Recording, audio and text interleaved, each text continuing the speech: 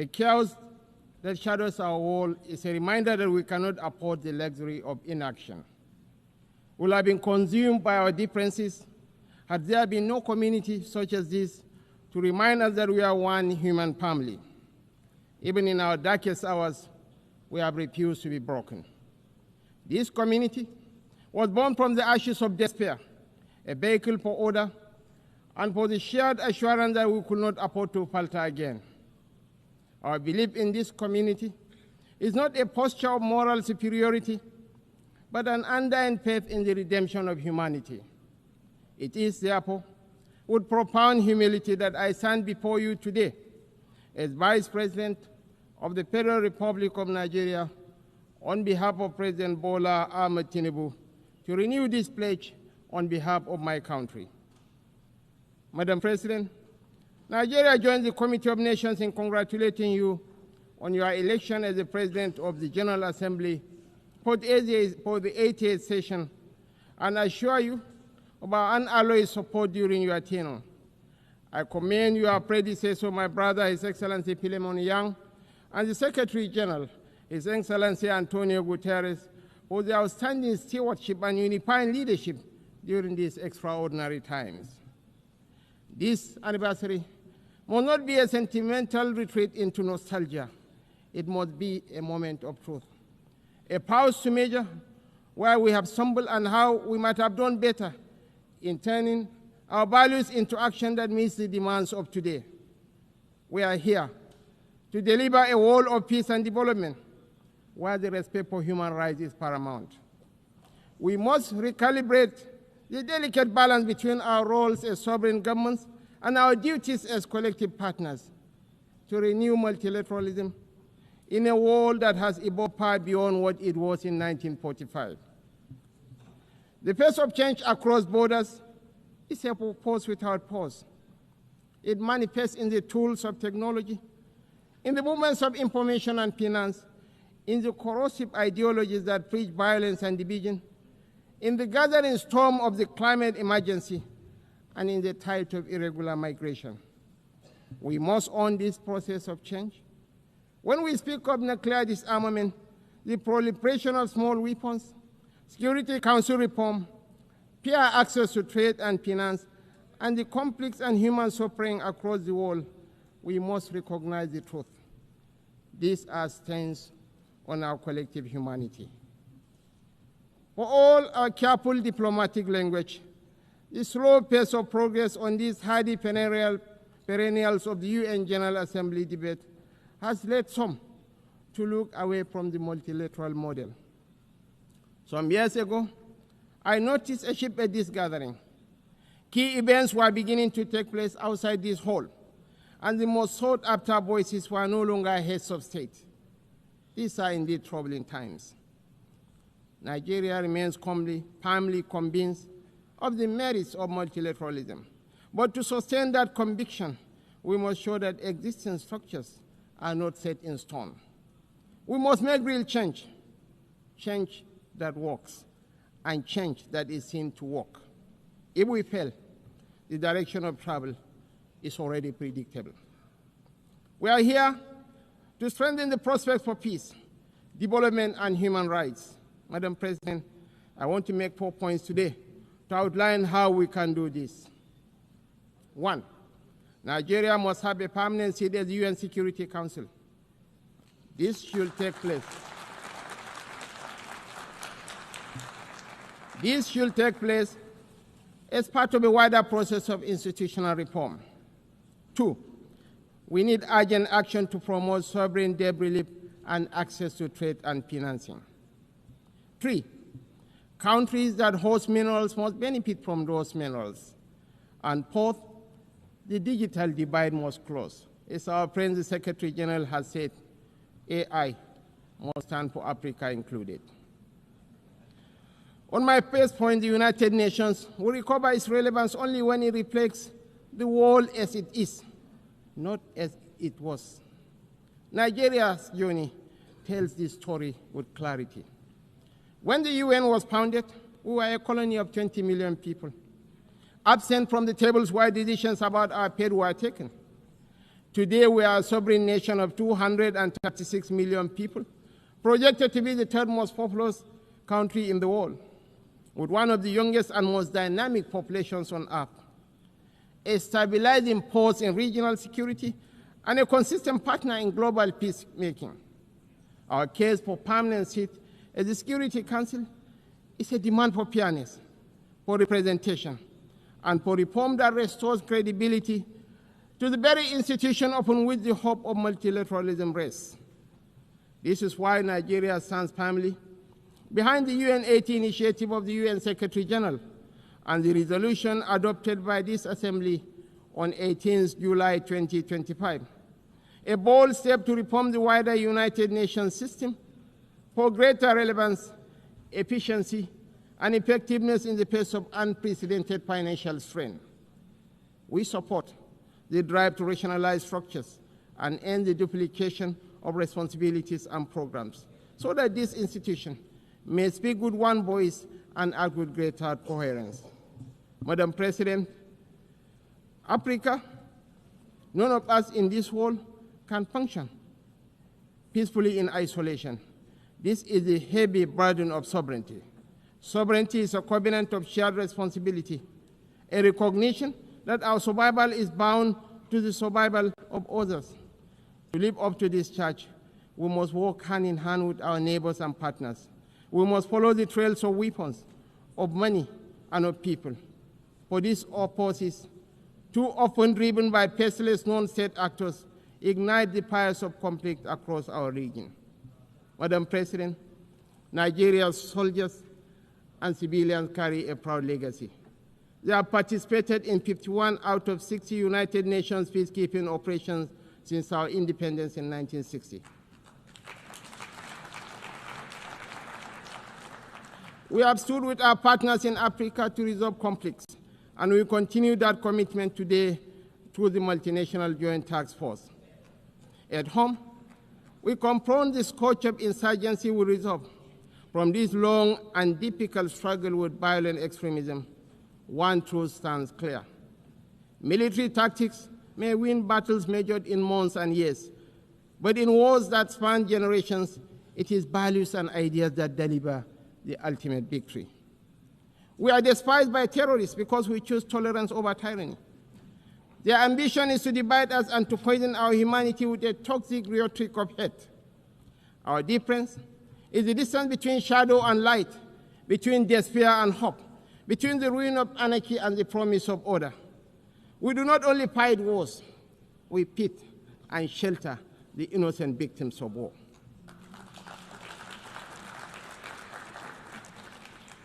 This is why we are not indifferent to the devastations of our neighbors near and distant. This is why we speak of the violence and aggression visited upon innocent civilians in Gaza, the illegal attack on Qatar, and the tensions that scar the wider region. It is not only because of the culture of impunity that makes such acts intolerable, but because our own bitter experience has taught us that such violence never ends where it begins. We do not believe that the sanctity of human life should be trapped in the corridors of endless debate.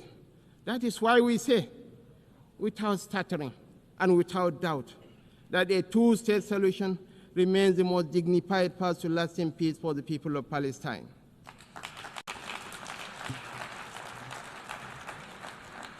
For too long, this community has borne the weight of moral conflict. For too long, we have been caught in the crossfire of violence that offends the conscience of humanity. We come not as partisans, but as peacemakers. We come as brothers and sisters of a shared wall, a wall that must never reduce the right to live into the currency of devious politics. The people of Palestine are not collateral damage in a civilization searching for order. They are human beings, equal in worth, entitled to the same freedoms and dignities that the rest of us take for granted. We want to make the choice crystal clear. Civilized values over fear. Civilized values over vengeance. Civilized values over bloodshed. We show the opportunities that peace brings, just as the extremists hope to drive apart rival communities and different religions. We work through multilateral platforms within the rule of law to build the consensus and support that makes this immensely difficult and dangerous task that much easier. This is how we deny our enemies the space they crave to fuel tension and despair. It is our experience that this offers the best, perhaps only hope for peace, reconciliation, and victory for the civilized values of a shared humanity. Nigeria is a diverse country, also recognizes the variable geometry of democracy in different forms and speeds. For this reason, we are working with the United Nations to strengthen democratic institutions in our region and beyond through the Regional Partnership for Democracy. Madam President, point 2. The price of peace is eternal vigilance. The increasingly difficult security outlook has prompted many member states to count the cost of the emerging world order. We in Nigeria are already familiar with so difficult choices: infrastructure renewal or defense platforms, schools or tanks. Our view is that the path to sustainable peace lies in growth and prosperity.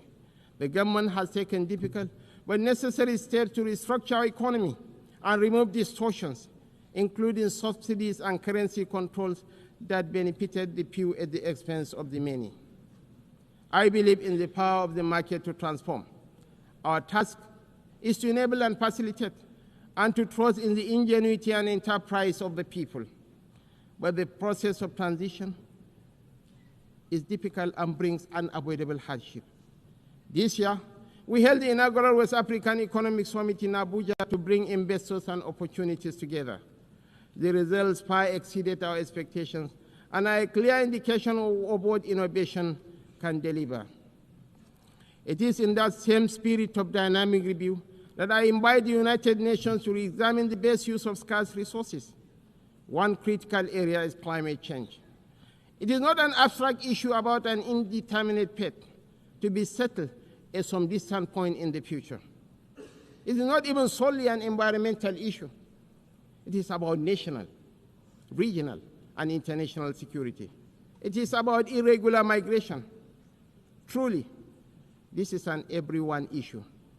We are all stakeholders, and we are all beneficiaries of the best outcomes. Madam President, this is why relevant ministers have been instructed to work with the UN to make the best use of climate funds. We believe there are huge shared dividends to accrue from increased support for education, for resilient housing, for access to technology and financing to allow vulnerable communities to thrive, to become part of solutions rather than problems. Nigeria and Africa have made significant strides in recent years to put our affairs in order. We can take that progress to the next level, a level that presents new opportunities for trade, investment, and profit, if we can assess reforms to strengthen the international financial architecture. We need urgent action to promote debt relief, not as an act of charity, but as a clear path to the peace and prosperity that benefits us all. I'm calling for new and binding mechanism to manage sovereign debt, a sort of international court of justice for money that will allow emerging economies to escape the economic straitjacket of primary production of unprocessed exports. It has been over 4 decades since the Lagos Plan of Action outlined a route away from debt and dependence that highlighted opportunities that today should still be explored for local added value for processing and manufacturing in everything from agriculture to solid minerals and petrochemicals. The African Continental Free Trade Area is a remarkable achievement of cooperation. We remain fully committed to the achievement of the SDGs and are convinced that this can be best delivered by focusing principally on our primary mission of growth and prosperity. Madam President, on our third point, we welcome steps to move towards peace in the Democratic Republic of Congo. We agree that international investment and engagement offer a way out of the cycle of decay and violence. Access to strategic minerals from Sierra Leone in the 1990s and Sudan today has for too long been a source of conflict rather than prosperity. Africa and I must include Nigeria, has in abundance the critical minerals that will derive and drive the technologies of the future. Investments in exploration, development and processing of these minerals in Africa will diversify supply to the international market, reduce tensions between major economies, and help shape the architecture for peace and prosperity on a continent that too often in the past has been left behind by the rivalries and competition between different power blocs. We know in Nigeria that we are more stable when those communities that have access to key resources are able to benefit from these resources. This has been our journey in the oil-producing region of the Niger Delta. I believe that will strengthen the international order when those countries that produce strategic minerals benefit fairly from those minerals in terms of investment, partnership, local processing, and jobs. When we export raw materials, as we have been doing, tension, inequality, and instability pester. Madam President, the fourth pillar for change that I am advocating is a dedicated initiative, bringing together researchers, private sector, government, and communities to close the digital divide. As we stand on the threshold of new and dramatic technological change, we are still absorbing the impact of the revolution on information and communication of the past 20 years. We understand better than we did the opportunities technology offers, as well as the safeguards we need to enable growth and mitigate the potential for corruption. Some worry about fake news. Truly, we have plenty of that, with the potential of devastating real-world consequences in countries rich and poor. I am more worried about an emerging generation that grows ever more cynical because it believes nothing and trusts less. As technology shakes up public administration, law, finance, conflict, and so much of the human condition, I'm calling for a new dialogue to ensure we promote the best of the opportunities that are arising and promote the level of access that allows emerging economies more quickly to close a wealth and knowledge gap that is in no one's interest. I join you today to reassert Nigeria's commitment to peace, to development, to unity, to multilateralism, and to the defense of human rights is beyond compromise. For none of us is safe until all of us are safe. The road ahead will not be easy, and we know there are no quick fixes to the trials that test the human spirit. Yet history reminds us that bold action in pursuit of noble ideals has always defined the story of the United Nations. Time and again, we have found the wisdom to balance sovereign rights with collective responsibility. That balance is once again in question. But I believe, quite passionately, that a renewed commitment to multilateralism, not as a slogan, but as an article of faith, remains our surest path forward. Nigeria dedicates itself fully and without reservation to that noble cause. I thank you all for listening.